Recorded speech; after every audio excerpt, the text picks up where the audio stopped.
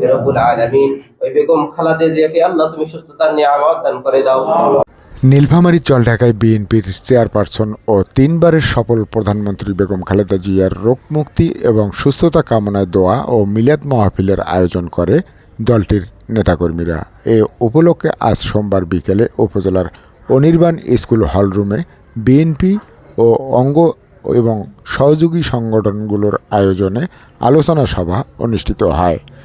উপজেলা বিএনপির সাবেক সিনিয়র সহসভাপতি ও গোলনা ইউনিয়নের সাবেক সভাপতি জহুরুল হকের সভাপতিত্বে অনুষ্ঠিত এ আলোচনা সভায় বক্তব্য রাখেন ইউনিয়ন বিএনপির সাবেক সভাপতি মাহবুবুর রহমান বিটু, নুরুল আমিন, সিরাজুল ইসলাম সাজু, প্রধান শিক্ষক রকনুজ্জামান চৌধুরী, উপজেলা কৃষক দলের সভাপতি আমজাদ হোসেন ও তাঁতি দলের সভাপতি আলমগীর হোসেন সহ আরও অনেকে।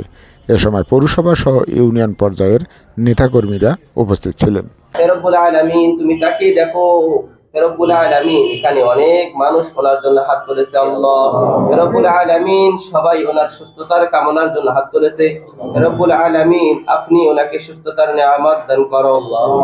সবাই এই নেক মাকসাদগুলো তুমি পূরণ করে দাও হে রব্বুল আলামিন।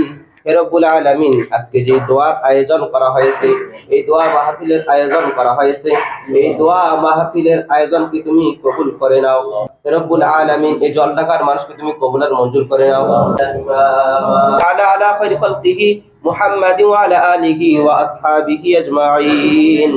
সুবহান রাব্বিকা রাব্বিল ইজ্জাতি আম্মা ইয়াসিফুন ওয়া সালামুন আলাল মুরসালিন ওয়াল হামদুলিল্লাহি রাব্বিল আলামিন।